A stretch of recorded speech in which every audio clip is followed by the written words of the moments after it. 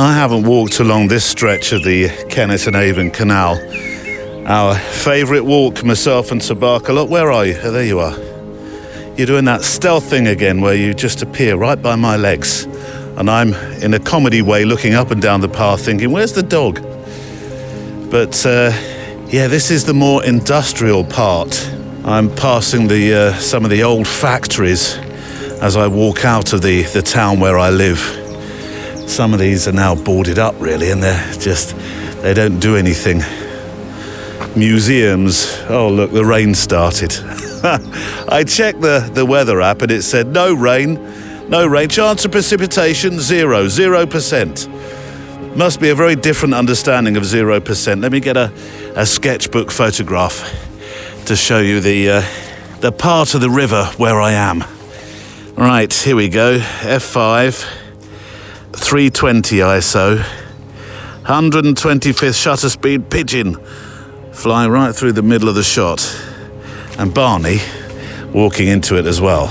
I don't think that's a perfect shot. Before we start the show, a human message. I think you'll get the idea. Thanks to Art Helper for supporting this show and keeping us here. And I say that as a human, which apparently now needs saying even more. Art Helper, you see, is a professional networking community for human artists with a real-time feed of work and discussion and news and a global directory of human-made art. Made by humans for humans, featuring humans. I think you get the idea. It's free to join at arthelper.com/sign up. arthelper.com/sign up. Today on the Photo Walk. Anyone can have amazing ideas. We all have amazing ideas, but can you execute on it? And that's where I talk about where artists have a craft. I think everyone has a craft in their life that they should return to every single time they feel lost or they encounter the mass drift, is what I call it, and we can talk about that later. But a craft is something that you use with your hands. So whether that's woodworking, painting, sketching, gardening, it doesn't really matter. But you're using your creative abilities, your creative gifts through your physical being and using your hands to make something. And you can't do that with AI. That's Ruth Guest, today's guest, who is a photographer and, wait for it, a cyberpsychologist who specializes in and spends a lot of time thinking and writing about what's actually going on when we make and take pictures in a world that's completely awash with digital images. I've just realized, after making photographs of these, some of them are disused units, industrial units, just seen a big sign, asbestos roof, crawling boards must be used. No wonder some of these are boarded up. Yes, so today's guest is Ruth Guest. We talk about a lot of different facets of making pictures today, and I'm hoping it may inspire a few letters in the coming weeks for the mailbag, such as what happens when we lose our mojo, as it's commonly called, for this pastime or hobby or whatever photography means to you. We've certainly talked a lot about that. Another thing we've talked a lot about is digital noise, this world of digital noise that we live in. And I have to say, I've not thought so much about, and I mean this, I think you'll hear it in my voice, I've not thought so much about what actually happens to us when we copy others. Inspiration is one thing, copying is another. So it's a chat today about not just what we shoot, but what's driving us to make and take pictures. And I suppose that's for a plethora of reasons. A plethora? Some of us take pictures because it's our living, of course, yes. Some of us to lock in, as my kids would say, lock in, Dad, you gotta lock in. To lock in really important memories. So there's that, and then there's the posting of our pictures. The social media platforms that we choose, and we'll talk about Substack actually today. So I think it's quite thought-provoking in places. If you've ever picked up a camera and questioned your own reasons for doing this, then this is one aimed for, well, both of us. In the mailbag today, Jeff Smeraldo on the importance of recording pictures when it comes to your family and legacy, and why waiting could be too late. Hegaard the Dane is back on becoming a proper grown-up. A proper grown-up, Hegaard? Surely not you. Come on, pups. Oh, you're there. He's done it again, Hegaard. How do you do that? Do you have a doggy cloak of invisibility that runs past me? And Dennis Linden introduces us to a YouTuber who started photographing and YouTube later on in life, who I think you might enjoy a lot. Plus, there's a new photo assignment. Yes, it's back. Slightly different format. It's set by Gael Hillyard today, the artist and photographer. So, lots to talk about. One foot in front of the other. Trying a new start to the show as well. Oh, hang on, before we do, look at this across the water. There is, well, it's blossom. It's a really beautiful blossom tree with just loads of just stuff of industry around it. There's a very nondescript building attached to a warehouse, and then in the background there's the railway. I wish there was a train going past. There's the railway line and another very nondescript big warehouse. But in the front, there's this just beautiful pink blossom. Here we go. Another sketchbook image to start the show. Shall we walk? Photography Daily is a Loading Zone production. Actually, this entire stretch of the river at this point, until we get a little bit out into the countryside, is a lovely mix, if that's the right expression, lovely mix or mixture of the natural next to warehousing, like these beautiful, I'm not sure I'll do it justice, may not have the right. I've got my X100V with my 23mm lens, equivalent to 35. There's these willow. Are they weeping willows? No, I don't think they are. It's just trees weeping into the river here. your tree knowledge, Neil, needs to grow. It does, doesn't it? Can I get a picture of this? Look at this, sketchbook-tastic to start the show. You've got stick of the day, have you, Pups? Pups has got stick of the day. Here we go. I've got a black mist filter on, which, oh goodness, that is dark. Have I got the neutral density filter on? Yes, I did. No wonder those first pictures were... Right, okay, pretend that didn't happen. F5, 240th shutter speed, 160 ISO. And the trees, the leaves, the branches. I know, Pups, I'm trying to find the right word. You have that.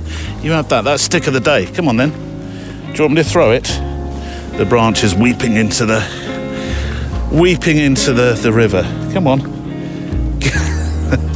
He does pick the strangest sticks, and when I throw them, normal dogs, are you listening, would bring the stick back. Not you. No. I know. Not you.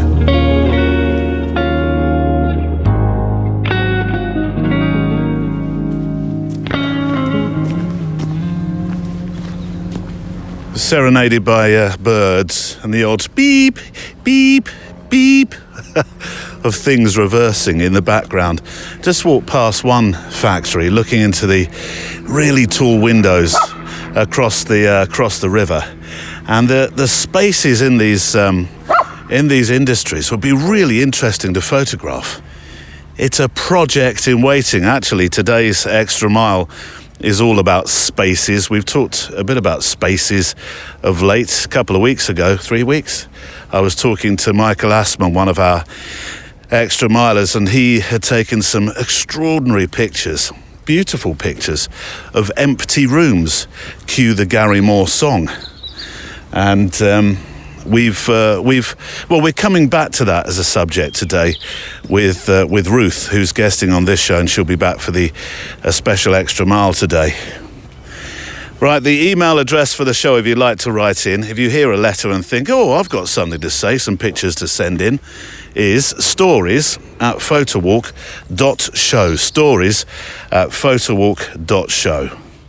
It was It was a couple of months ago now, but you might remember a letter from Jeff Smeraldo, who started a project to digitise old family slides and photographs. And I know that a few of you are doing similar things, because we do talk about it from time to time. Pups, come over, because there's a cyclist. Come over here. It's like Piccadilly Circus. Over here. Barney, here. Come on. The whole idea was to create digital copies so that his parents could actually see their old photos again. So while going through a box of his dad's things, Jeff came across something that completely stopped him in his tracks. It was a photograph, beautiful photograph this was, and negative actually, of his great-grandfather. This is a great-grandfather's name, isn't it? Albert Smeraldo. Albert Smeraldo, that's a great-grandfather name, if ever I heard one, who was what they call a produce peddler. Now, a produce peddler was essentially a travelling street vendor who sold stuff like fruit and veg, and he went from neighbourhood to neighbourhood with a horse-drawn wagon loaded up with, I suppose, whatever was in season. So Albert was in a picture, standing proudly on his wagon with his name and his business painted on the side, somewhere in Orange, New Jersey. Not far as it happens from where Thomas Edison had his laboratories. Just thought I'd stick that one in too. So this photograph is dated the 5th of April, 1924, which makes it just over, 100 years old. Jeff had no idea of what camera was used, obviously, but his feeling was that Albert probably wanted that picture made because, he was living his version of the American dream, and I think the photograph shows that. So finding the neg tucked away in his dad's box was something that Jeff wasn't expecting at all, and he wanted to share that with us, and I'm very thankful that he did, because it is a great photograph. I do love old photos. And his sign-off was a pertinent one, particularly to this show. He said, if ever you needed proof that photography endures and that photographs are, in the truest sense, historians, well, there it is. And you're absolutely right, Jeff. That was Jeff's original letter into the show. And now he's been back in touch. Neil, oh my goodness, he says, I've just listened to the episode featuring my letter. I'm flabbergasted, gobsmacked even. As a follow-up to that letter, one of the reasons I was doing that project was in part because my dad was losing his eyesight, sadly. And so as a family, we were working on a way to blow up those pictures so that he could see them more easily. Sadly, this December, his health took a turn for the worse, though, and he passed this life 2 days before his 84th birthday. Jeff, I'm so sorry to hear about that. But having those photos digitised allowed my daughter and I to assemble them into a tribute reel for his celebration of life. What a lovely idea. I'd also begun a project to photograph my family with my dad's old Nikon FE2 with Tri-X film. Because with his diminished eyesight, he could see black and white better than colour. And since he had diminished vision for a number of years, I wanted him to see the family as they are now. Sadly, that project was also too late. But when I complete that one, I'm going to share the images. You make sure you do. I'd love to see them. I really would. I guess Jeff says, I guess the moral of this story is that photography is even more important than ever to preserve those precious moments in time as we age. And if you have an idea for a project, really, just get out there and do it. Never a truer word spoken, Jeff. Really. Thank you for your letter, and I'm sorry to hear of your loss. But the photographs that you're making, this history journey you're on, is quite incredible. I got a letter this morning, boy. Hey, hey, honey. I got a letter this morning, boy. Hey, hey, honey. I got a letter this morning. Gonna see you when the sun goes down.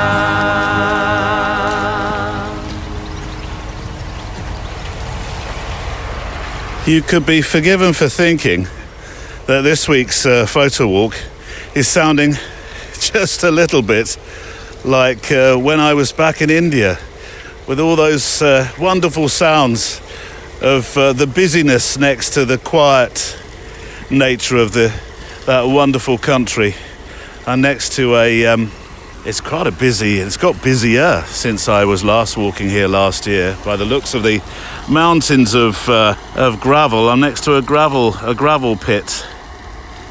I think I may have said this. I'll just get a sketchbook.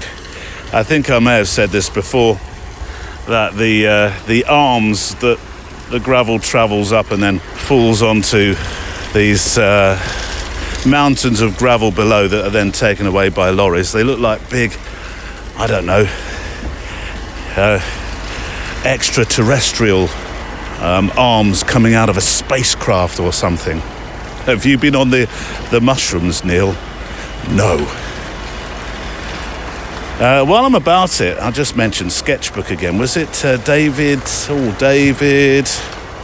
Oh, sorry, David. Surname's not coming to me. Who said these sketchbooks, I got a WhatsApp. I'm getting more WhatsApps now.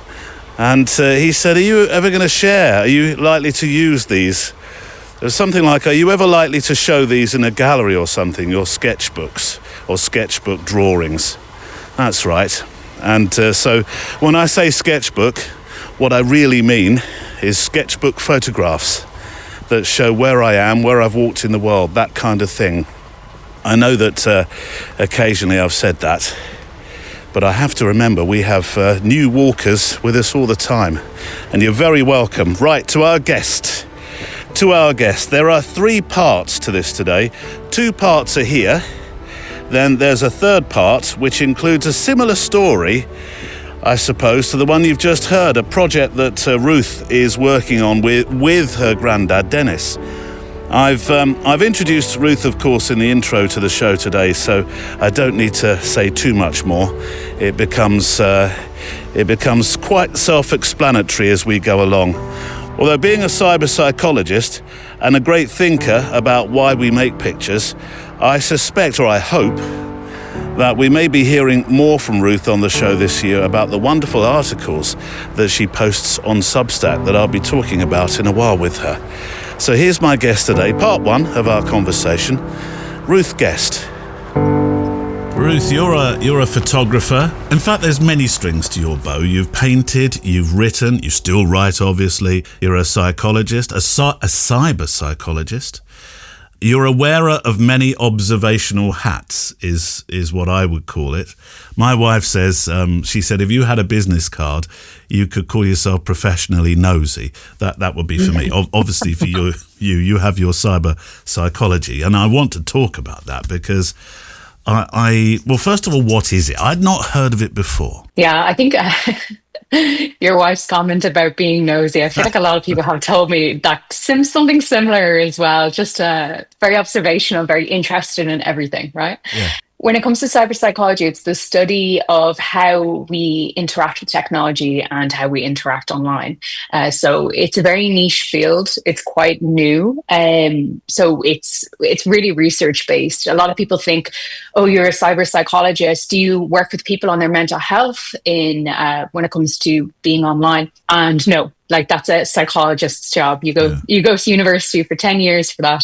Cyber psychology is more in the research field, and it's just like an understanding of how we interact with the technology around us. Although from my, perhaps there's going to be scant understanding now of having read about you and what you do, it does appear to me that you do help people understand themselves when it comes to this big behemoth thing called social media, for example. That's one strand of what you do. But it's an important strand, isn't it? I think so. I mean, I absolutely love cyber psychology. I heard about the course. I took an evening course when I was working and then did my master's when it was the pandemic. So it was very interesting. And from there, I developed an app called Sersha, and it was a game that teaches kids how to navigate social media safely.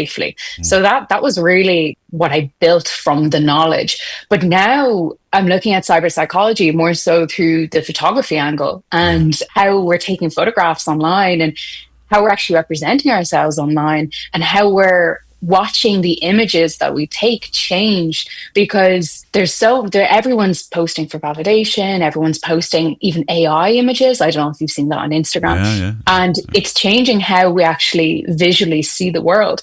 And that's actually really important, because if this continues, what's that going to look like in 50 or 100 years time, when we're completely bombarded with images, maybe through like Neuralink, we're getting ads into our brain? Well, what does that look like? No, thank you. So cyberpsychology, I think, it's such a great field, and it encompasses so much, because we're living in such a highly technological society right now. I came across an AI description of late, which probably only in the last couple of weeks, AI slop. As opposed to AI, is it genius or AI? I can't remember what the other one was. And it came home to roost a bit last night when I was watching YouTube, and I can't remember her name, and it's a great shame because it was such a brilliantly done film. I will put it in the show notes, I promise. But she'd made a film about going on the Titanic and an experience of a steerage customer on a Titanic. So she'd bought a ticket. She said it was $500 in terms of what it's worth these days. And then the film starts, and she starts to walk you around the ship. And originally I thought, oh, that's a bit cheeky, taking James Cameron's footage. But it became very clear very quickly that was not that at all. And it was so beautifully done. And there were quite a few comments underneath saying, I've just realised what AI can be, and what I should perhaps not be so frightened of. Although I dare say there will be people listening now who are horrified at the reality, if that's the wrong word probably, of somebody being able to use AI to tell it was an incredible story, Ruth. It was I was floored, quite literally floored by it. You'll have to send me a link to it after. Yeah, I've given it such a strong recommendation now, but I feel for good reason, and I wonder whether people do fear AI too much. Yeah, well, I think there's a lot of scaremongering around AI, and there's a lot of scaremongering around how AI has its own consciousness, how we will end up being taken over by AI. Like, it is a powerful technology, but AI has actually always been there. If you think of Google Maps, that was AI technology before it was called AI. Siri, that was AI technology as well. I think when it comes to AI in art, it's very different. I think there are so many talented people out there that have these incredible visions of what they want to bring to the world, but maybe they don't have the funds, the financial resources, they don't have the team to bring it together. And this is where AI can really help, because they are excellent prompters. And if you can be an excellent prompter, you can make incredible art through AI, like this woman who made the Titanic video. However, I think that AI, a lot of people are using it for the wrong reasons. And there's obviously a huge amount. I don't want to dismiss the environmental implications that go with using AI, and like how much waste it actually is making. But there is potential for art to be created. But the difference is that I think maybe it will be a different type of art. We look at let's say we look at painters in the Renaissance, right? And that is the original art. People who are sketching, people who are drawing, and then we look at digital art. Or the people who are doing graphic design. Are they artists? They are, but they're just using a different format. So we must ask, if people are prompting using AI, are they actually artists, or is it just a new art form completely? So I think that's really interesting. I think we'll get like more of a definitive answer over the next few years as we see art evolve online, and as we see what people are actually generating. Is it more slop, or does it look like a masterpiece? And I think there'll be more to come of it, and more that we can see from it. I am, and I apologise for this, going to put you slightly on the spotlight here, because you used two words. Sure. You used wrong and right, and I wonder where you consider that dividing line to be. What's the right use of AI? What's the wrong use of AI? You may have answered slightly within what you've just said, but I am intrigued by somebody who has studied this and has letters to her name as to what you think is right and wrong. I am conflicted because my opinion changes a lot. I use AI. I use Claude AI from Anthropic. I don't use it that much, but sometimes I would use it for if I'm cooking a meal, right? Or let's say, for example, I've got loads of random ingredients in my house and I'm a really bad cook. And I will put all those ingredients into Claude or whatever. And I'll be like, what can I make out of this? And I think AI is really good for that. Right? When it comes to making art, I don't know if they can be considered true artists because art and your creative vision comes from within, right? And if you can prompt the AI to help you with your creative vision, fantastic. But there's a difference between having a creative vision and executing. Yeah. So anyone can have amazing ideas. We all have amazing ideas, but can you execute on it? And that's where I talk about where artists have a craft. I think everyone has a craft in their life that they should return to every single time they feel lost or they encounter the mass drift, is what I call it. And we can talk about that later. But a craft is something that you use with your hands. So whether that's woodworking, painting, sketching, gardening, it doesn't really matter. But you're using your creative abilities, your creative gifts through your physical being and using your hands to make something. And you can't do that with AI. All you're doing with AI is typing or speaking to text, whatever it looks like. So I don't know if they're real artists. It's a fascinating line, isn't it? It really is.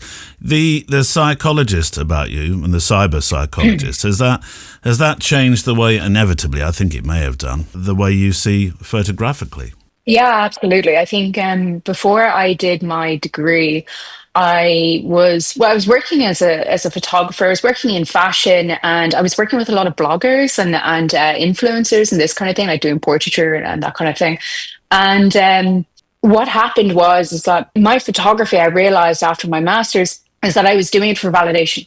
I was taking photographs for Instagram to get the likes, to get the engagement, and I got nowhere with it because I'm guessing that people could see straight through my work because it wasn't authentically me. So now after my master's, I see how we take photographs differently. I see how photographs kind of impacts our visual language and how we move through the world. So Humans of Dublin, then, that would have fitted into that category very much at that times. That was a long time ago. I know it was a while ago, but since you mentioned the Instagram thing, and because that's why, who was it? Brandon Stanton, wasn't it, that set up Humans of New York? And I know that inspired you. It was 2013, wasn't it? Or 2015? Yeah. So it was a while ago. Very young. Yeah, it was a long time ago. And I think it was before Instagram that I was doing this. So I was posting photographs on Facebook. I had a Facebook page, and that was like the thing. Yeah. I was like, follow my Facebook page. And I was so young. I think, I must have been 18, 19, maybe 20. And I was definitely influenced by that because I was influenced by people's stories. And it also got me out onto the street, practicing my street photography and interacting with people. And I think that thread of wanting to understand people and how they interact in the world, I think that thread has run through all my projects in my work. And I think it started with Humans of Dublin. Well, we're always following this sort of imaginary yellow brick road, aren't we? And I wonder whether that had, I'm going to use the word weave, and I still feel uncomfortable about that with with the panels having been changed thanks to a certain person in power. But that's as you weave along that road, finding your way, and that way has found you to cyber psychology. So there's been a link, hasn't there? Definitely. There's definitely a link. And I think it's to do with my generation as well. So like I'm in my early 30s now, and we were obsessed with Facebook when Facebook, MSN, Bebo, MySpace, and then came Instagram. And Instagram came around when I was in my early 20s when I started using it, like very early 20s. And she was part of that generation of being online and being overly connected, I would say. And I think it affected my work so much, in my photography so much. My photography changed, that I really wanted to understand why this is. And I was working with a lot of influencers who are presenting their ideal selves all the time, right? They have this, now this is years ago, but some of the influencers, they'd have a conversation like me and you right now. Everything's very natural, very normal, whatever. And then they'd flip. They'd take out their phone, and they'd, it would be the presentation of the self would be totally different to what they actually are. That fascinated me. So that really brought me down the cyber psychology road. Well, I had an experience of that only last month in India. I went to Varanasi, very, very lucky to have gone to Varanasi. And I went to one of the big funeral pyre. and there are up to 200 bodies being cremated a day. It's an extraordinary spiritual, enlightening. I mean, I could just lay down a line of adjectives here and I probably wouldn't get to the end of it. But I do remember a moment where somebody, where I was photographed, I was having a very out-of-world experience, actually, Ruth. I was photographing down from a platform, I don't know, 20 metres or so, onto the pyre, or the pyres. And I was wrestling with a cow at the time who was on the platform, jostling with space, because the cow is an animal that's allowed to wander freely in India. And course, yeah. and there was a young lady next to me who was one moment taking photographs and then doing a selfie with the pyres behind her. Now, I'm not casting any aspersions on her or making judgments about her, because there might have been all sorts of reasons she was doing it. But it's quite incredible how the selfie has become the medium of expression, isn't it? Absolutely. It's always the selfie always intrigues me. And once again, just to reiterate what you said, this never comes from a place of judgment. We're never judging people, because I take selfies all the time. I'm part of that generation. But why do we do it is the question. And I think there's an element of wanting to document yourself, wanting to view yourself, wanting to see how others view you, but then documenting yourself in different places to say, I was here. We look at graffiti from thousands of years ago in these ancient ruins, and it says someone was here. It was it's ancient graffiti. People are doing the exact same thing, just with their selfies. It's a documentation of the self in the place. But then on top of that, if that's it at a foundational level, but then on top you have the ethical challenges of photographing yourself in a place like that. Is that right? Is that wrong? Yeah. So I must admit, it's really interesting. I've never drawn comparisons with ancient hieroglyphics and the selfie in the same sentence, but it does make sense, actually. Even the cave drawings. There are so many of your photographic projects that I want to talk about, and we'll probably only have time for a few today. I've got a feeling that we're going to talk a lot more in the future. But I'm going to start with something that I think many photographers and creatives may recognise. That moment when their love for the art, and I will call it art, starts to break down. And you call it, and you've mentioned it already, 2 words, mass drift. And you have a workbook out called Returning to Photography that deals with this subject. Let's talk about the mass drift first. What is it? It's a big subject, I know. Yeah, so it's a thing that I think everyone encounters, regardless if you're a photographer or not. I think what happens to us is that we're living in a thing called the society of the endless image. That's what I call it. There's images everywhere. Billboards, ads on your TV, ads on YouTube. There's photographs and books. There's everything, right? But it's advancing very, very rapidly because of AI, like we spoke about, because of video being more accessible, all this kind of thing. And everything's always on our phone as well, right? So if we're living in the society of the endless image, we're completely distracted.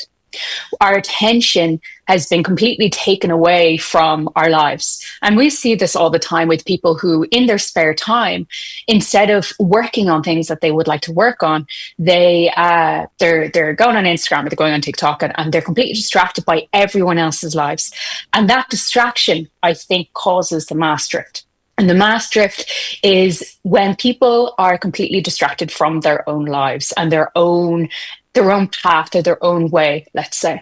And like I said, it's not just photographers, it's not just artists, but it's people that fall into the trap of thinking that they should be doing something for the sake of it or doing something because they have to. A very clear-cut example is people that fall into the trap of, okay, I'm going to buy a house by 30 and then get married at 31 and then I'm going to have 2.5 kids and the white picket fence, and then we're going to retire at 60 and travel the world.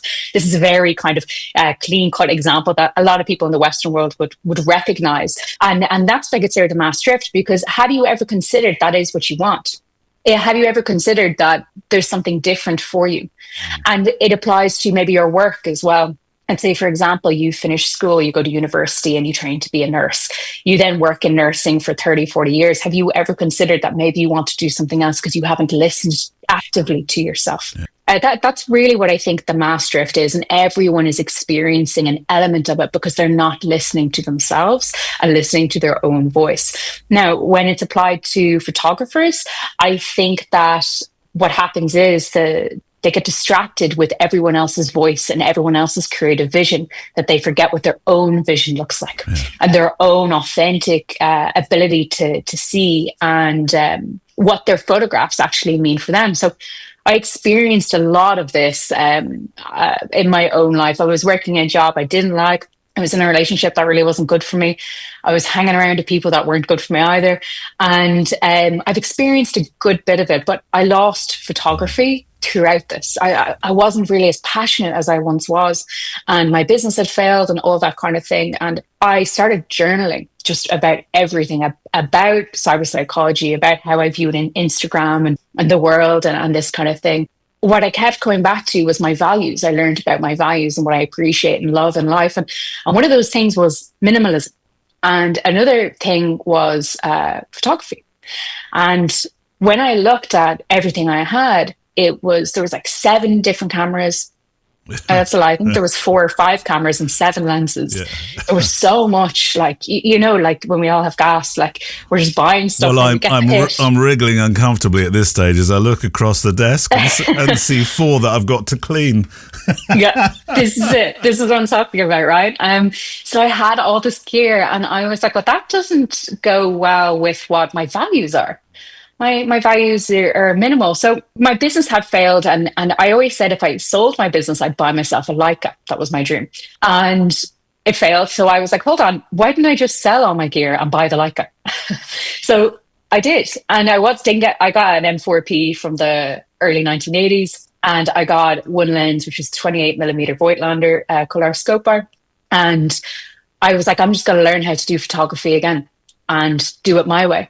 This was the kind of returning to photography experience for me. And I journaled throughout all of it and learned how to set up my own contained practice, as I call it, using photography as meditation, learning how to actually expose without any light meter and, in different scenarios, the amount of rolls that are just completely blown out. It's ridiculous. But, and then learning how to see again. And so that's a long story, but this is really how I came to build this returning to photography workbook. I don't want to drift too far from it, but I do want to ask the question because I was thinking about this only yesterday and the mass drift thing. Things come to you at the strangest moments. I was photographing a wedding and thinking about mass drift. I honestly was. I kid you not. And I thought maybe mass drift, because I'm always trying to think of things I can talk about for a feature that I do called Halfway to Maybe now. And I thought mass drift, I was thinking, is it necessarily negative though? Because it could also be positive, couldn't it? I feel I have a mass drift life in many respects, in that it's not that I'm drifting through life aimlessly, is that I'm very open to changing direction or tacking with the wind, isn't that what they call it in sailing? And being moderately comfortable and confident, take away the financial part of it, in doing so. Yeah, of course. I don't think that's the mass drift though. I think that's you just living. Oh. No, I think that's you living your life. There's nothing there's nothing wrong with that. I mean, life is going to take you where it's going to take you. Things happen, that's fine. And like, that's cool. I'm talking to people who know they're not living the life they should be living. Okay. I'm talking about people who are hiding from themselves, or they've always wanted to paint. Why aren't they painting? They've always wanted to work as a vet. Why aren't you going to work as a vet? This kind of thing. You've always wanted to live in a different country. Why aren't you doing it? That's the mass drift, because you're not listening to your voice. But it sounds like you're listening to yours. So well, I hope so. So sometimes I'm better at it than other times. I was wondering whether it's a dark relative as well to burnout, but then having now heard you explain it, it's not at all, is it? Some people might think that when they fall out of love with something, that's because they have burnout. Exactly. And I think if I could explain the mass drift even a more simple way, to remove yourself from the mass drift is just returning to yourself and what you love. That's it. So it's really, with the workbook, it's not just about learning how to pick up the camera again, because you've got like gear acquisition syndrome and, you just don't, it's just sitting on the shelf. It's about that, but it's really about coming back to what you value and what you believe. And a lot of the exercises and reflection questions kind of provide that and help you with like a deeper insight into who you are and what you value in life. You mentioned validation. You've mentioned it once already within the earlier part of our conversation. I think it is part of the workbook as well.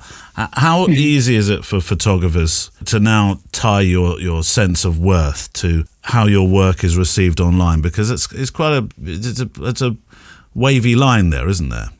Yeah, it really is, because I think like so many people, so many photographers, we want to be great, right? We want to be a magnum photographer. Yeah. Like, wouldn't that be amazing? Adored like, for our work, darling.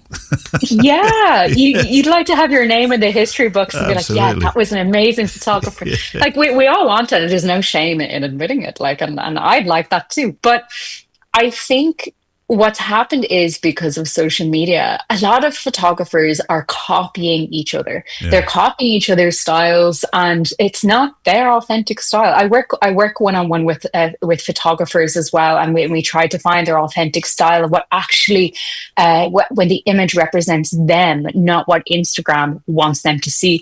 I think competitions play a big part in it as well. The amount of competitions that photographers apply for, and like I've done this as well. The entry fee is what, like 20, 50 euros, whatever, maybe it's free. And just to get your name out there, just to get feedback. And you don't get feedback, you don't really get your name out there. Half the time you don't win the competition, and then your self-worth of your photography is just gone. You feel shit about it. So I try to encourage photographers to shoot for themselves, because part of the final part of the workbook goes into purpose and living life and legacy. And when I discuss it in the workbook, I talk about how your legacy is not something to do with being famous and making millions of euro because you're a photographer, but it's about what's important to you. And when you die, what's the work you leave behind?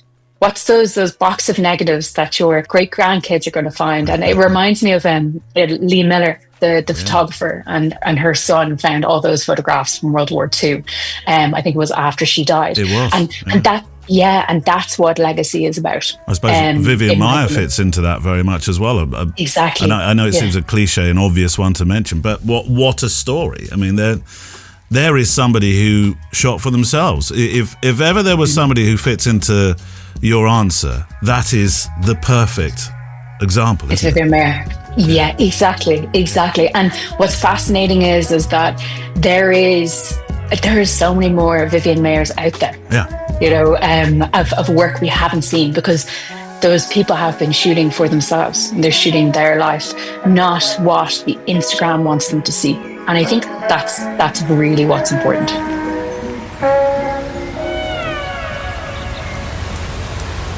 There's the weir behind us, which is, it almost feels like or sounds like a nice, I was going to say sound break, but there's a train in the background between nature, which we're walking into now, and the industrial bit that I've walked out of gradually, as you were listening to Ruth Guest with me. And Ruth will be back very soon.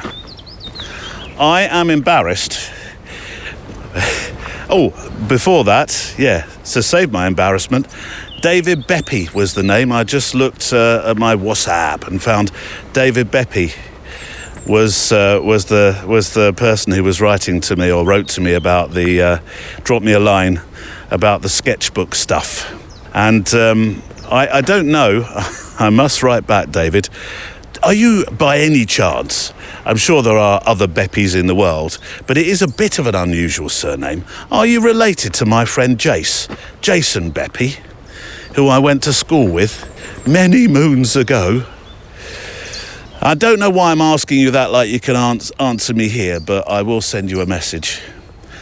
Right, back to being embarrassed. I am embarrassed, but I've had a letter that's been maturing in the refrigerator of maturing letters akin to a fine Italian cheese.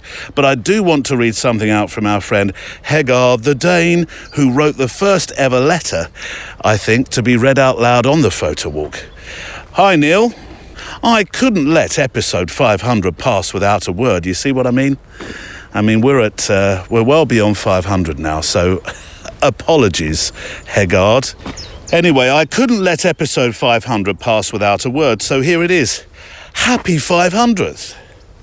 Hegaard, I don't want to be a pedant here, but that's 2 words. You know that though, don't you? Congratulations to you and your loved ones on reaching such an impressive milestone in the podcast sphere. I like to think of my loved ones, obviously as those who are at home having a great amount of patience with me. God, they need it. But also all those who listen to the photo walk, and especially those who are part of our community, the Extra Mile. Hegaard says, I plan to write a proper postcard for my holiday, but somewhere between a show you aired called Are You Happy With Your Lot and something else, it all kind of faltered, really. I had some musings on my newly acquired status as a, get this, freelance consultant. Hegaard, that sounds very grown up and exceptionally well paid. I mean, everyone knows that consultants can add several zeros onto their bill. You are on what we call, in England land, the gravy train. And there's another cyclist coming along. Pups, come over here. Hegaard, hold your thoughts for a moment.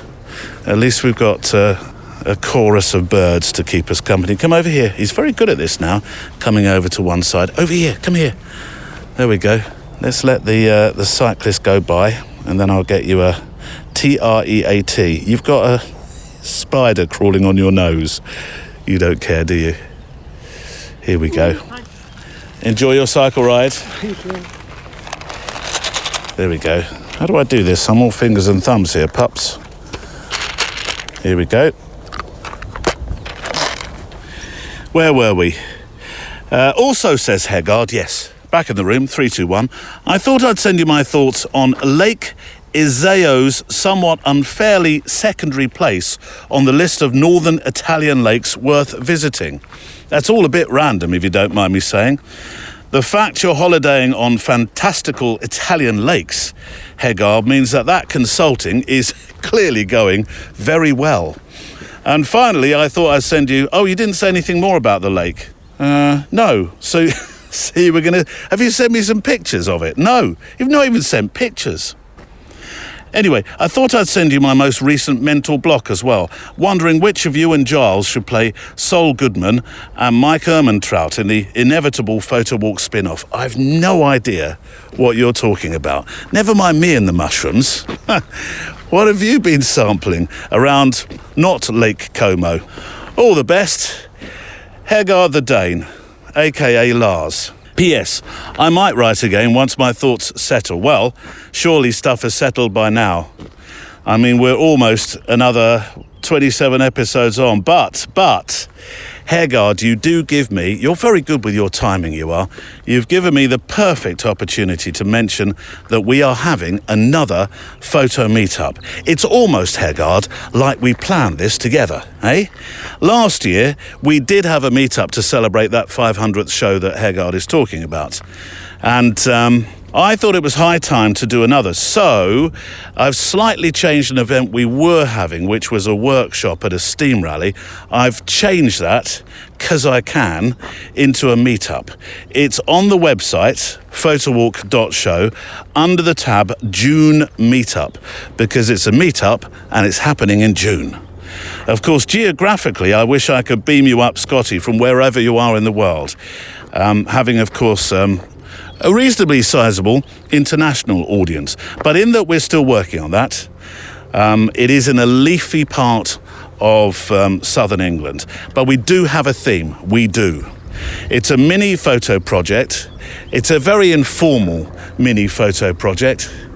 Here come the aeroplanes, photographing this very, very English event, a steam fair. The main event and the meetup, put this in your diaries now.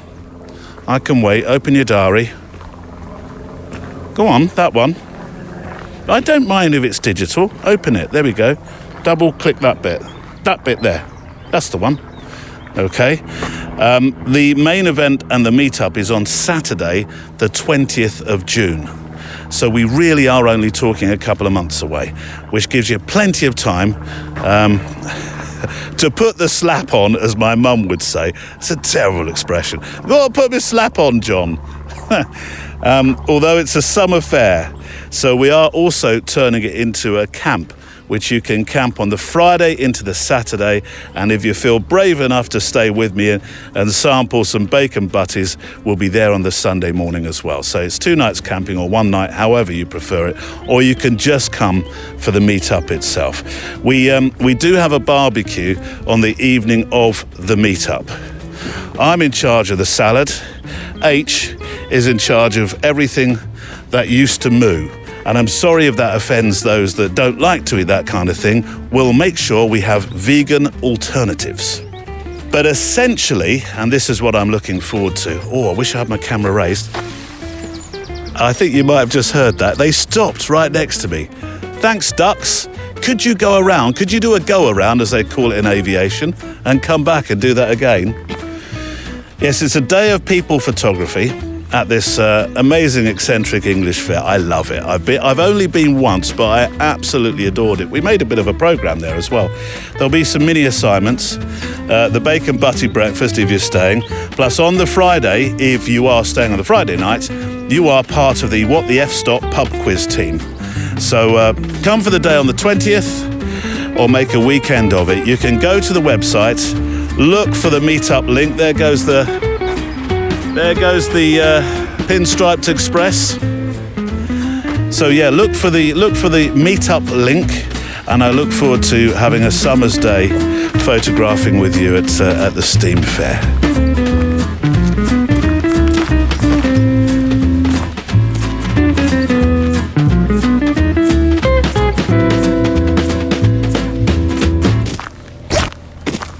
Oh, bless you, pups. Is that a sneeze? I'm listening for the there you go, there you go, there you go, there you go bird. It has a... There we go. Did you hear that? You're mad, Neil. No, listen, pups, don't bark. There we go. It says, there you go, there you go, there you go. It does, there you go. Your bird recognition, Neil, is almost as bad as your tree recognition. Well, it is at least original. I shall write my own bird book on it. The There You Go bird. So after a short break, the assignments are back. And these are now, this is the change, quarterly assignments. As the feedback has been, we'd like a bit more time to do them, please. So then this is, the one you're about to hear is April to June's assignment. Or, in Leica terms, Q2. Do you like what I did there? And I'll tell you how you can take part in a moment. It's set by artist and photographer Gael Hillyard. The Photo Walk Assignment. Gael, a one-word assignment. Now, we've talked a lot about your art and your writing, and a bit about photography. And I wonder whether there's a word you can draw from this wonderful creative life you have. Darkness. Darkness. Now, I know from our conversation, darkness is very important for you. Perhaps you'd like to elaborate. I would like if people could go outside one night after work, after dinner, in the garden, in the street, in the supermarket car park, just stop and look up, wait for the clouds to clear, and just look at what they can see, and just keep looking. Let their eyes adjust and just notice what's in that dark patch of sky. And I think people would be amazed. Satellites, stars, clouds, planets, everything. And it'll take time. Just let your eyes adjust. Just keep watching. And if you fancy, just take your phone out, put it onto a 3-second timer and just take a quick picture, and you'll be amazed what you'll capture. So good luck with the assignment. Darkness, I like that. Very good. Entries will go onto the assignments page on the website at photowalk.show. Look out for the latest one set by Gael, which is where you'll find the email address to send your pictures in, all the rules and regs that you need, and the winner will receive a show flask. And you have a chance now that we're doing this as a quarterly one, if you wish to come on and talk about your special picture. So that's the assignment, set for Q2, and not doing the Leica joke again.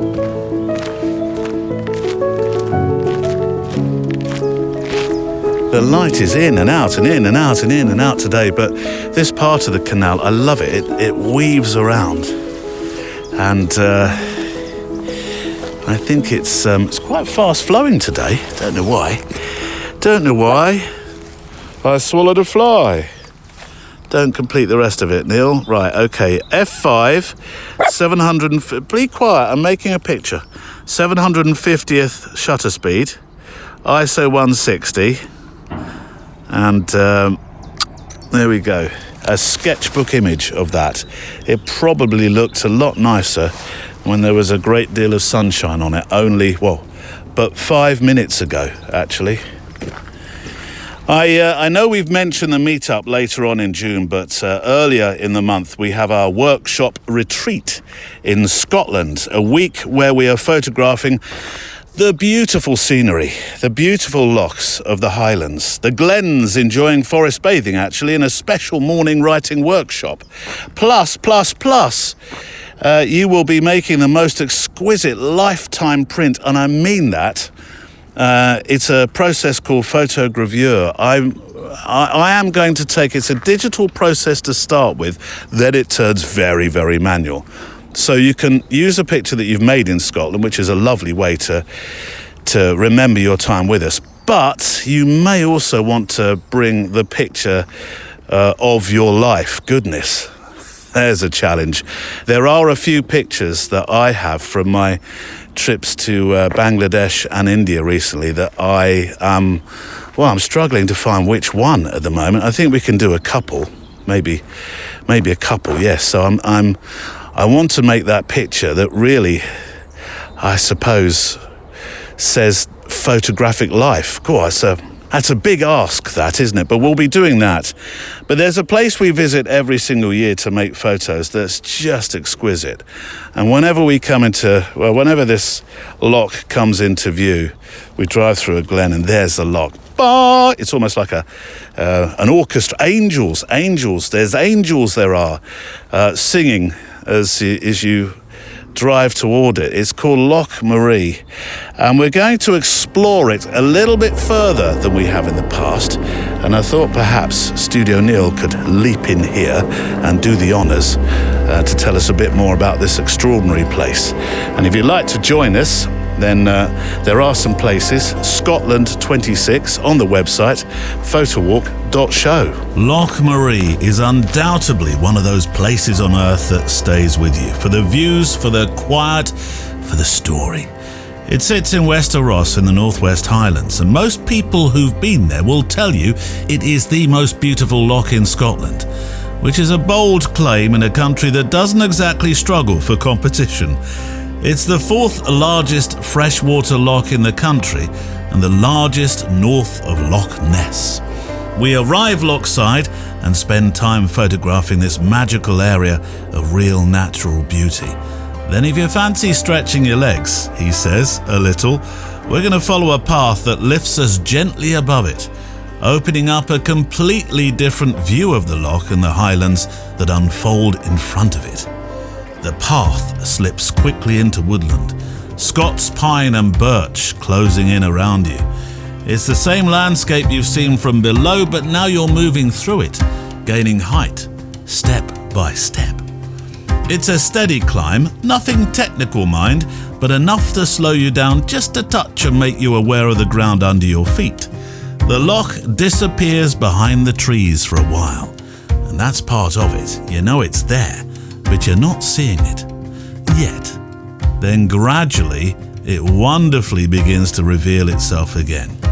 First in glimpses through the branches, then more fully as the woodland thins, and when you reach the ridge, well, it's the same Loch Marie, but it doesn't feel or look the same at all. From up here on the northern side, you're no longer in touching distance of the waters, of course, but you're looking across it. The full stretch of the loch opens out, around 20 kilometres long, scattered with more than 60 islands. Its dark water dropping to over 110 metres deep in places. It's a serious body of water, and from this height you get a proper sense of it. I must just say, if you're thinking you're going to bring your trunks and have a swim, it's chilly. There's history layered into it too. In the 7th century, St. Maelrua came through here, and his name still lingers. Well, it's certainly on the signs in the car park. Out on the loch is Almarie, once believed to have healing powers. People would row out, leave offerings, even tie scraps of cloth to the trees in the hope of curing illness. And it went on for generations. And still, some people go out. Straight ahead sits Sleoch, a broad, solid mountain rising directly from the far shore. And off to the right is Benay, the UK's first national nature reserve in 1951. Golden eagles and sea eagles circle above it. Otters work along the shoreline. There's landscapes. There's you and me with a camera. And there's a record-breaking sea trout on the books too, by the way, for those that like to fish. 19.5 pounds. 1952 that was, on a dapping fly. I've no idea what that means. But druids, a Celtic saint, Vikings, sea eagles, all sharing one glacial loch in the northwest of Scotland. An absolute photographer's dream. And you can join us there in June.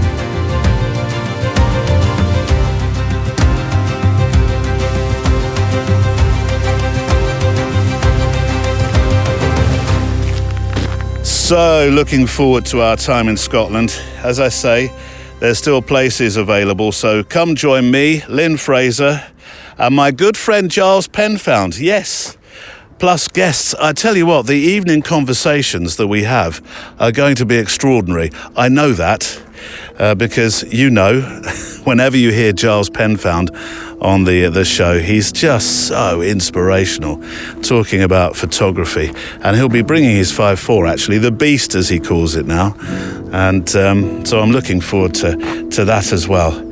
Let's return to my guest, Ruth Guest, for part 2 of our conversation today. We've been talking about social media, and I want to introduce the word comparison here, and the anxiety that comparing yourself to others can bring. Or is it human nature? Is comparison natural? Is it human nature? Yeah? It's human nature to compare ourselves. Yeah, we're primal animals here or mammals, not animals. At the end of the day, that's what we do, and we're social beings where we do compare ourselves. I just think that social media has accelerated that comparison. When I got a few roles developed recently from St. Patrick's Day, and I think I shot 4 rolls of triax, and it was great. But 2 of the rolls came out kind of overexposed, and I was like, if I was this I'm not going to mention names. If I was this photographer, he wouldn't have done that. And I was like, and I had to catch myself. I was like, why are you comparing yourself? There's a definite, you mentioned the way that you accept your mistakes in photography as well. And sometimes they're glorious. They're amazing, aren't they? When you get the motion that you weren't expecting to get within a picture, that somehow makes it far more than it ever was going to be when you first lifted the camera to your eye. And I think those glorious mistakes are what make photography so fabulous and fascinating. Yeah, you're so right, because photography, in the process of taking a photo, you feel so much when you're taking a photo, and that feeling won't be experienced again in that exact moment. What you're seeing won't be experienced again in that moment. Now we're talking about street photography, right? Or just general photography, not studio or anything like that. Yeah. That feeling in that environment, it will never be the exact same. And even if you make a mistake, it doesn't matter, because it was the present moment that was what mattered there. Yeah. And if we can capture what our eye sees, isn't that an incredible thing? Yeah. But if we make the mistake, it doesn't matter, because you've lived it. And that's what I call that. The camera is the extension of the self. If you can have your camera as an additional limb, if you know your camera like the back of your hand, and you know it so well that you can capture something so quickly without even thinking about it, that's what I call camera as extension of the self. I don't want to labor the point, but I'm just going to return to social media quickly and Instagram. If somebody stripped away Instagram and the likes and the outside opinion, if they stripped all that stuff entirely, how different do you think their photography might look? I think we would have a lot more original photography and a lot more interesting work. Yeah, if we didn't have social media. Saying that though, social media has its benefits. I think it's great. It gets your work out there. You get to meet so many cool photographers by talking about photography. Like it's really great. But yeah, I think we would just have more interesting work if people actually picked up a photo book instead of scrolling on their phone. Let's change direction entirely. The Camino. Sure. The Camino. Oh yeah. This is on Have you done it? No, but this is on my list of must-dos, and every time that must-do is sort of pushed a little bit further down, I speak to somebody who's done it, and you're the latest. You're the latest. You got to do it. It is a pilgrimage that's not just a spiritual or a religious experience or pilgrimage. It's become a pilgrimage for photographers too, hasn't it? Very much. Yeah, I think so. Right? Yeah. Really? You've seen a lot of photographers go on that? The amount of photography Wow. I've seen. I'm not saying I'm not saying that it's a wash with it. Maybe it's because it's like when you go to buy a red Kia and you think you're the only one in the world until you buy it, and then everybody has a red Kia. Yeah, that's true. It could be that. But before we talk about it and your experience of it, just to fill the dots or join the dots for those that haven't been on it, what is it? The Camino I think it's different for everyone. I'm going to say that to start. But the Camino is a pilgrimage, and it's to Santiago de Compostela. And yeah, you can walk multiple different routes across Spain, across France. Yeah, it's basically a walking holiday. Now, some people might butcher me for that description, but that's what I think it is. How much of it did you walk? Because it can. I didn't. Yeah, you can do one that's the French way, which is I did the end of the French way, so I went for a week. But I did 130 kilometers, but you can do like 800 kilometers. That's enormous, isn't it? Some of it. That's mad. Yeah, my uncle actually did it, and I met a few people on the way who did it as well, and I really want to go back and do the 800 kilometers. I'd love to take 2 or 3 months off and just go. But it was an incredible experience. I think when we were speaking about the mass drift, I think I was going through a lot of changes in my life at that time, and the direction that I was going in. I was like, I don't know, but everything, like I've always wanted to do the Camino. I'm just going to go do it. And so I did it for a week and really enjoyed it. I had a great time. I was raised religious, and I'm quite interested in religion, but don't practice. I am quite spiritual, however, and I must say it was a very spiritual experience. And a lot of people I know who have walked on it have experienced some like similar things.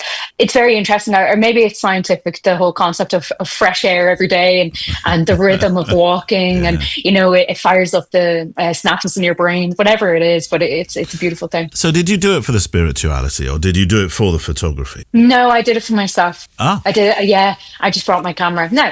I brought a few rolls of film and I was like, I'll get some cool photos. This would be really nice. Yeah. But this is me to just walk and be with my thoughts for 7 days, see what happens. Well, and what does happen to your thoughts? And I don't want to stop you midway there, but you've mentioned it. And I often talk about wedding photography as being my best thinking time, which I know some people think, well, how? There's 200 people there.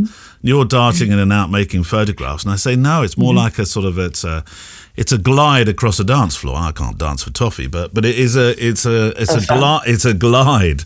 And I wonder, and I think it's a glide when you start to think a lot. I do my best thinking and worst thinking when I'm absolutely on my own in amongst 200 people. I know what you mean. But I wonder if it's a similar experience for you with what happens to your thinking when you are on your own, one foot in front of another? I think what happens is, so I've meditated for a long time, every day. And over a year now, I've been meditating every day. And it's basically an extension of that. The first day of the Camino is really shit. And a lot of people will say that. It's like, physically? I don't know why. Physically or mentally? Physically, but mentally as well. I think it's a bit of a shock to the system. Like, what are we doing out here? But once you get into it, there's a bit of a flow. And I think what happens to you, for me anyway, with my thinking is that just experience clarity. And things come up for you that you might need to work through or you might need to deal with. And it's quite easy to deal with them when you're just walking. Yeah. So I think, and when you are doing that, you're quite open and receptive to things happening. So there was a lot of, I want to say, synchronicities that kept happening on the Camino of people I would meet. I'd have questions in my head about things I wanted to do. And then a random person would show up and be like, oh, I do this. Yeah. Do you have to go into it with an open mind that you're not going there for the photography or the X or Y or Z? Because there's part of me that thinks, right, I'd like to do the Camino, and typical me is thinking, right, how can I make this into a project? I know I could take my microphone and I'll meet these amazing people that just want to share the experience with me. And that's not really going into the Camino in the way that you're proposing. Well, it's funny you say that, Neil, because I had a similar idea. I was like, I'd love to interview people on the Camino. And I went in thinking this will be like maybe a work project or whatever. And then as soon as I landed, I was like, no. I was like, I'm just going to take my camera. I'm going to meet whoever I meet. But there's a lot of people that would walk the Camino and treat it as, oh yeah, it's hiking, or we're just going for a walk or whatever. And you would have walking groups and stuff like that. So it's not everyone's experience. And that's why I don't really want to define what the Camino is, because I think it's different for everyone. And for me, it's highly spiritual and quite rewarding, I want to say, through photography, but then mentally and all that kind of thing too. But yeah, you definitely should go. Oh yeah, well, you're the latest voice that's playing on my. It's almost like a person on my shoulder saying, "Come on, do it." Because I keep thinking, well, it has to be a month, and you said you managed a good length of it in a week. Did 130 kilometers in 6 days, I think. That's no small amount of walking. That's a fair amount. Yeah, I mean, there was a couple of really tough days physically, but since I've left, I've been thinking about going back and doing the 800 kilometers. So that might be something that I'll do. Just a logistics thing, asking for a friend kind of thing. Where do you stay? Where I know people stay in. What are they called? Albergs. I think they're called albergs. They're like hostels. Oh, right. And so you can either book them in advance, or you can some people like get up at the crack of dawn just to get a bed at busy season. And so I booked in ahead. I did not do that. So it can be relatively cheap. It's not expensive. I might see you along the trail sometime. Absolutely. Yeah. Substack. I know you have your YouTube channel, and I will put some links on the page for that, and perhaps I think I'll embed some films on the show page as well, if that's okay with you. Yeah, of course. Thank you. But also you're one of the growing number turning to Substack, which some say is social media. Many say it's social media, and some don't like the idea. It's almost this, get off our Substack. This is not Instagram. Is it social media? Yeah, because it's social. Yeah, well, it's a media that's social, and people interact in it, so it is social. Why do people feel so different about it then? What is it about them? What's the magic of this platform that you found? It's slow. Yeah, Instagram is fast. It's intense. It's as people have compared it before to slot machines in a casino, right? You open it, you don't know what you're going to get. Right. Now it's the same with Substack. But if you see an interesting article and you click into it, you're not going to get the high of the reward of the 30 seconds, straight into it. These are 10 things you need to know about X or whatever it is. Yeah. It's long. They're articles. You have to really take your time when you're on Substack. And I think people are actually craving that these days. People are craving the slowness because we've been bombarded by media for so long. And I think people are craving to read again. A lot of people have stopped reading for ages. So that's where I think there's a bit of a difference with Substack. It's wonderful to see so many photographers and photography on that platform as well, isn't it? Yeah, and I think it's interesting. I think the photography shared on Substack, it kind of feels like old school Instagram, right? I don't know if you get that. It feels like Instagram before it kind of became a really major platform. Like some of the photographs I'm seeing on it are really thought-provoking and original pieces. There's a great amount of but going on around Substack. Yeah, but what happens when they need to start turning it into a much more advertising-driven platform? But what happens when the money people become involved? Yeah, but what happens when the algorithm takes over? Yeah, but I think it happens. I think that's the nature of the game. That's economics right now. That's how businesses make their money. It's through these ads. It would be great if Substack don't go down that road. But I think they might have to make money somehow. I don't know. We will see. Yeah. One of the latest pieces is Photography, Death and Why We Document Our Lives, which I am fascinated to learn more about. It's a big thing, isn't it, mortality? And why do you connect photography with mortality? Is it the legacy thing that we've talked about already? It is legacy, yeah. I think so. It's quite personal for me. So there was a kid that died when I was very young. He was around 3 or 4, and first, I think I was 11 at the time. So it affected me quite deeply, and I think it was my first experience of death that wasn't an old person. And from there, I turned to photography almost as a subconscious therapeutic experience to document the people in my life, so I could almost remember them. So I could somewhat escape death. And I think that a lot of photographers do that. I think a lot of photographers capture what they love, what they desire, what they fear. They use the camera as a journal entry to document their lives for after they're gone.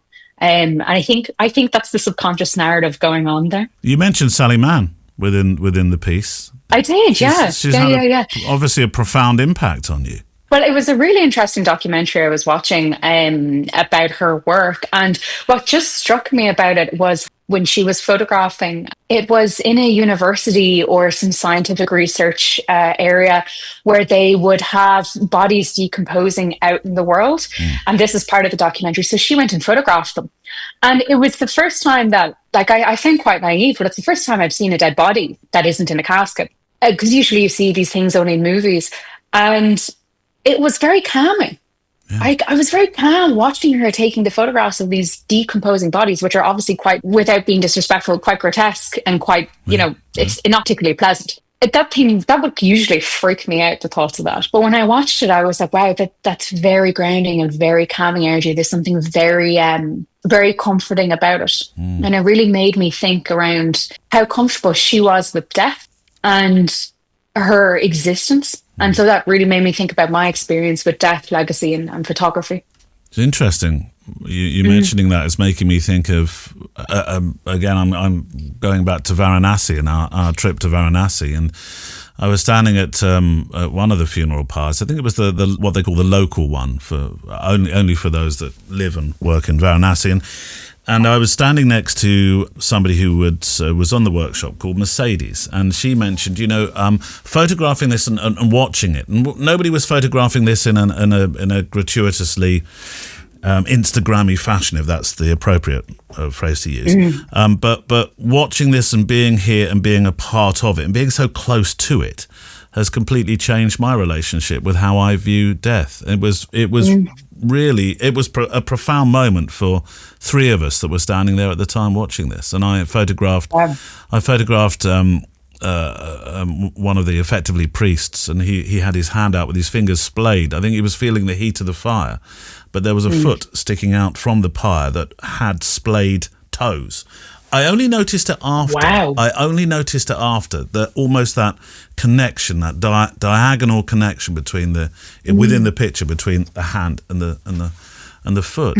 Photography can do that, can't it? And Sally Mann clearly found that. You found that through her pictures. Yeah. Oh, absolutely. Well, there's 2 aspects there. I think, like the way you photograph something and you don't realize that you're photographing until after. I think that's the power of the mind and being in the present body, being where you are. But yeah, also when it comes to death, I'm quite lucky. I haven't experienced death too much in my life so far.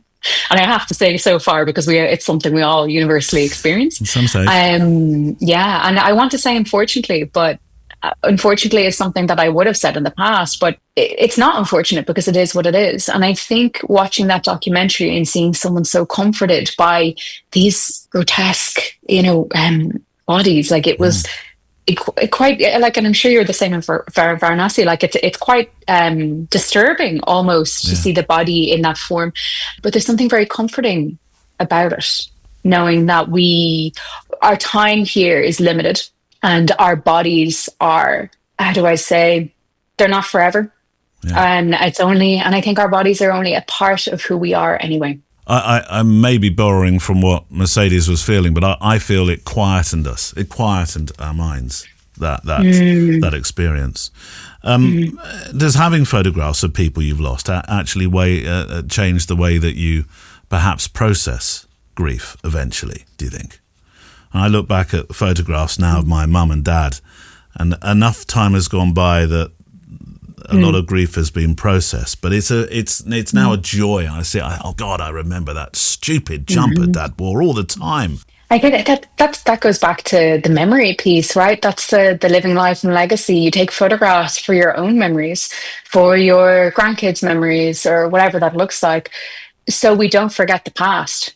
You know, we don't forget the people that made an impact on us, because who's gonna remember us in like 500 years? No one's gonna know our name. Do you know what I mean? I was looking at some of my family history, genealogy, like ancestry stuff recently, and I was really interested in it because my last name's so unusual. I was like, I'd love to know where that comes from. And I went back, I was able to go back to 200 years or something like that. And my family were still in Tipperary, which is quite unusual. But I think the Guest name comes from England somewhere, or Wales.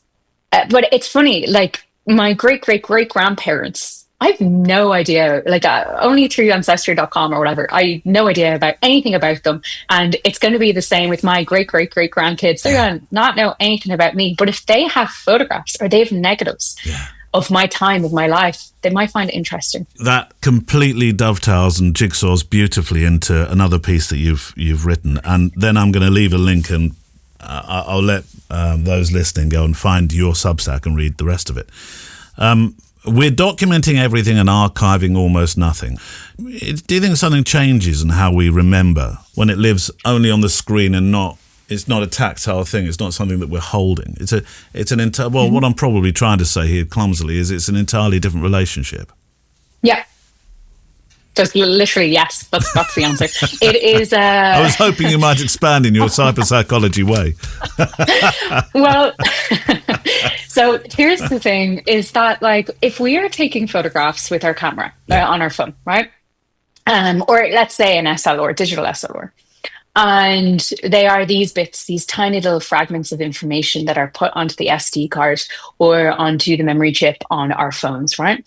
And then what do? Well, on your iPhone, it'll go straight into the Google Photos, the iCloud, and you will have it there. And we all have hundreds of thousands of images backed up of replicas of our coffees on our holidays, and our dinners and all this kind of thing. Have you been looking at my phone? I'm looking at everyone's phone. No, I'm joking. But with the digital SLR, it's the exact same. You have the SD card, you plug it into a hard drive, and you look at your images on a screen. But usually people back it up into the digital clouds as well. That is not archiving.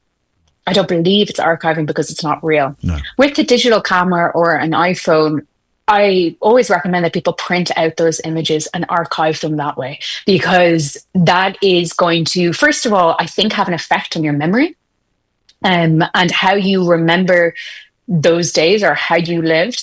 And also writing as context along with images, I think is really important.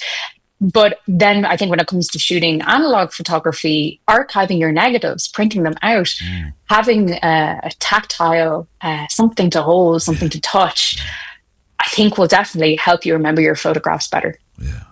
There's something uncomfortable, I think, about this idea that you've mooted, that it might be the most photographed era, but also the easiest to forget. Yeah, it is. Yeah, because if we're documenting everything, we're not living. Yeah. And if we're not living in all our senses, and we're just looking through our cameras, we're living in the society of the endless image, taking photos of everything. What's the point? Yeah. What's the point of life? That's kind of where I'm at. That's the reason why I went back to film photography. It's more intentional. Where does the society of this endless image that you talked about, when we first started talking, you mentioned the society of the endless image. And it's such a pertinent phrase. Where does it end? Are we only just entering it? I think there's always been images. We've always communicated through imagery. We talked about the hieroglyphics in Egypt earlier. We talked about graffiti on caves thousands of years ago. There's always been images. I think it's just been accelerated during this time. And honestly, I think we're at a point in life in society, where it's going to be accelerated even further, or people are going to go back, right? In the society of the endless image, it'll be accelerated to the point where everyone gets Neuralink, gets implanted into your brain, and we'll experience social media through whatever it looks like. I don't know, through on your hand or like through your vision or whatever that looks like. And then we pay a subscription so we don't see ads before going to bed through our vision. What does that look like? It sounds a bit like Black Mirror. It sounds a bit dystopian, but I mean, that could be the way we're going. Yeah. This is the way that capitalism is going when it comes to ads. It's the way that we're consuming endless information. So it's the consumption more than anything else. So that's the one path we could go down. The second path we could go down is that people actually wake up and realize that they're completely distracted by the amount of videos and images that they see. They're not consuming mindfully anymore. They're just consuming unconsciously. And if they decide to consume mindfully and live a life that they want to live, and only, let's say, for example, they watch one YouTube video a day, right? And they take out a pen and paper and they write a mini essay about it. That's mindful consumption, right? If people try to do this, then I think the society of the endless image could stop.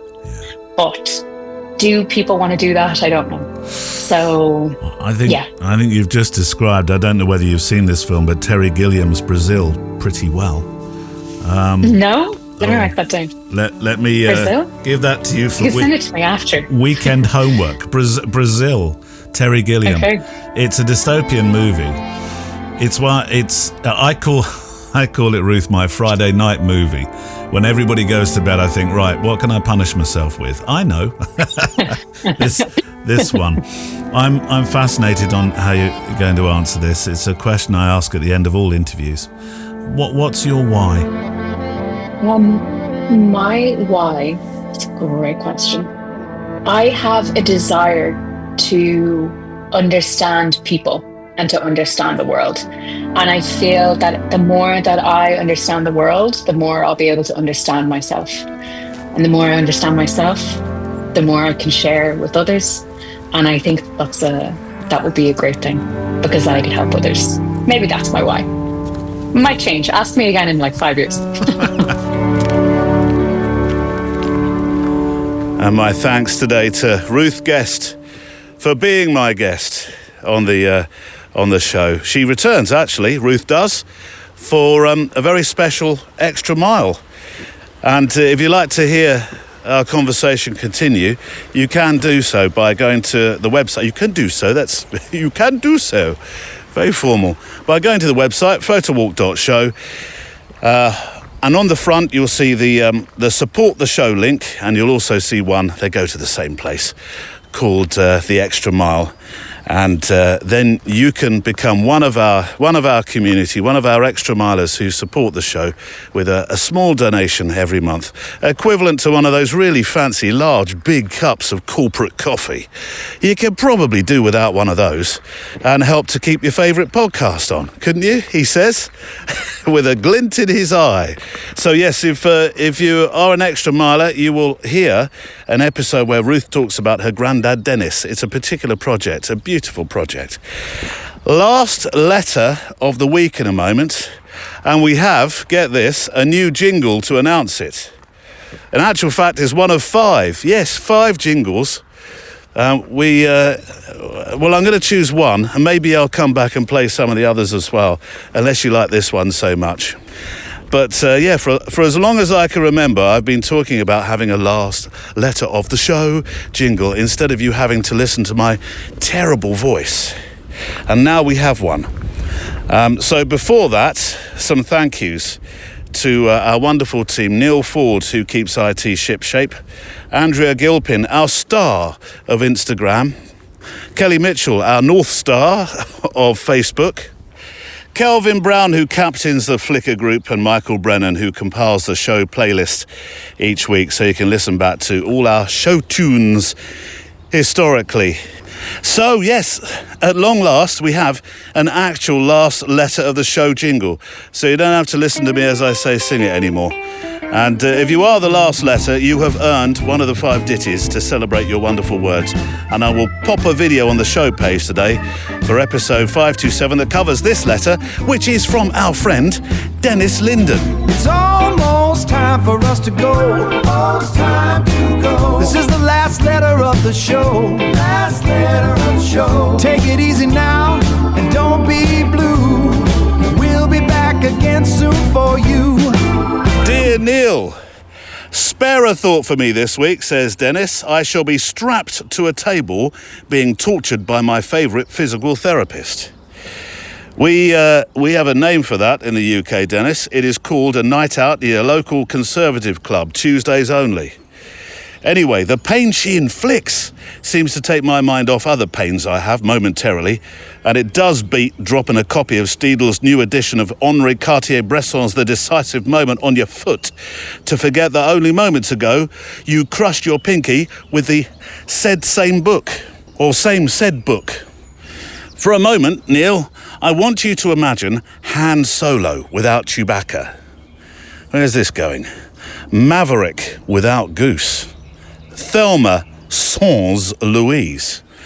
Great characters and subjects, I think, says Dennis, are often dramatically enhanced by their supporting actors, a reason why there's an Academy Award for Best Supporting Actor.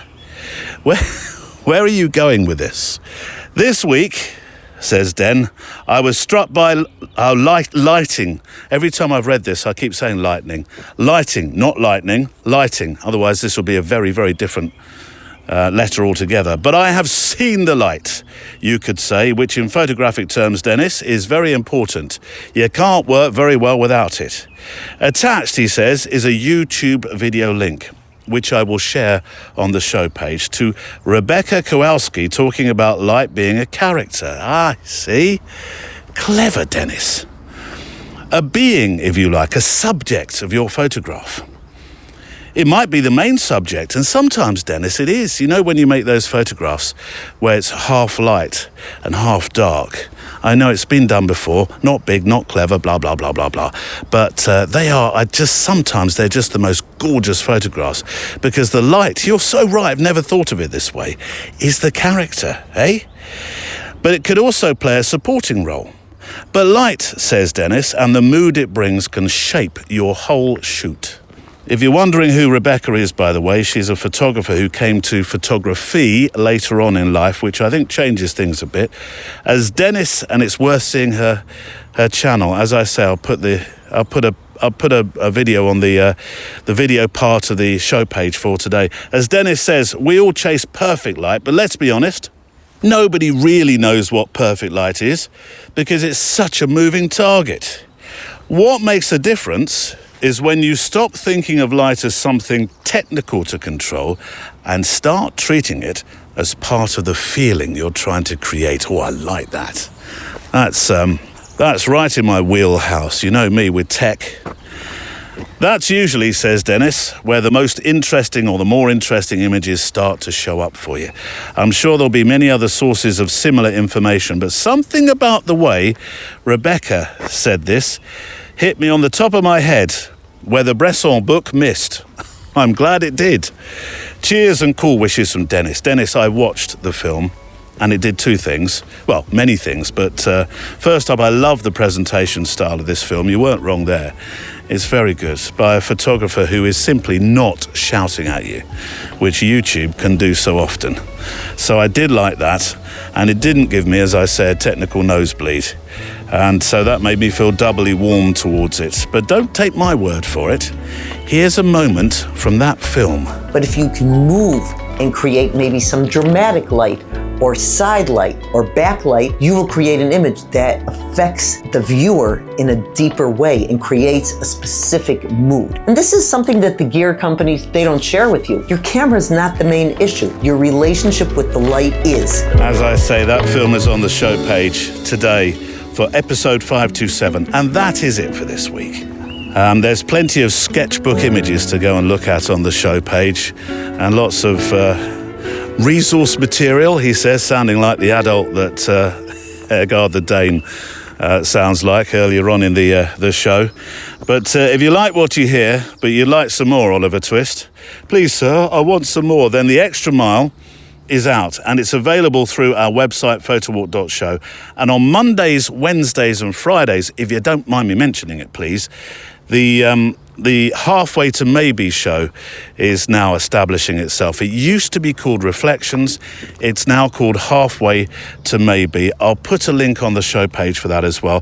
Wherever you get your podcast, go search for Halfway to Maybe. And it's a personal, sometimes quite intimate diary of life. A journal of stories seen with and without the camera is what I say.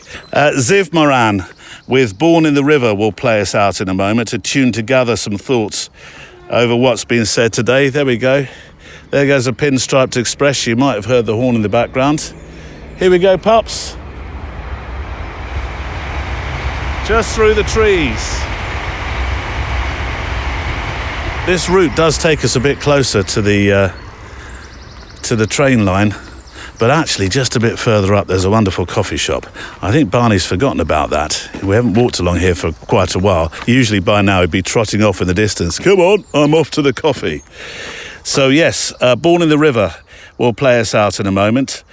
It's a song about life constantly moving, always on the move. One step in front of the other, which is very pertinent for this show. But you'll need a postscript.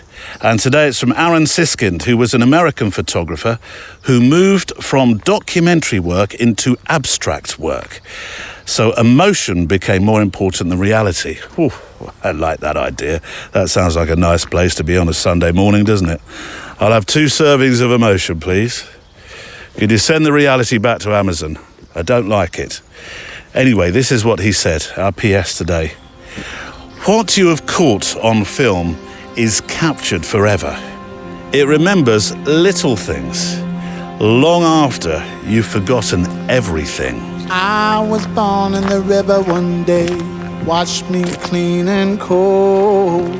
Oh Lord, I won't come home till the river runs dry, my friend. I was born in the mountain air, it shook me to its peaks.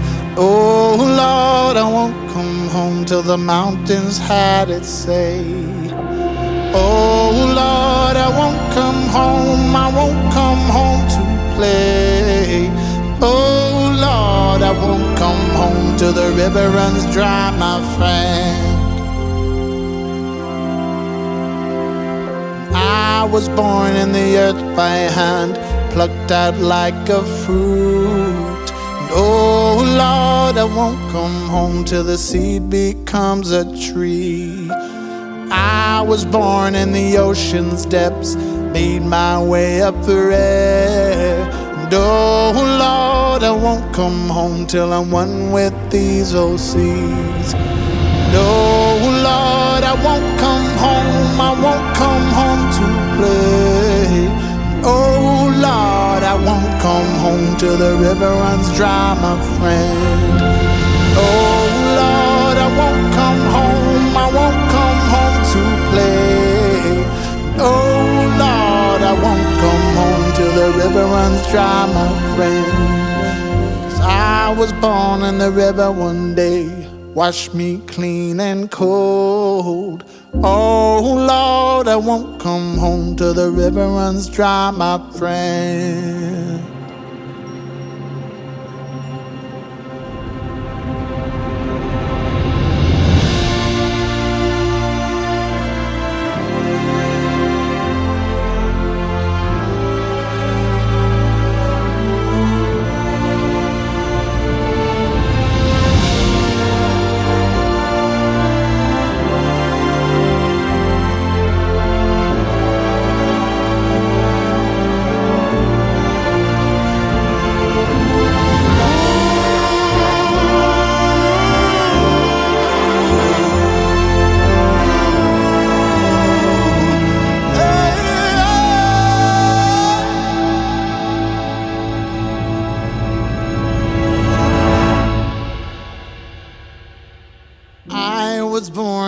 One day, wash me clean and cold. Oh Lord, I won't come home till the river runs dry, my friend. Oh Lord, I won't come home till the river runs dry, my friend.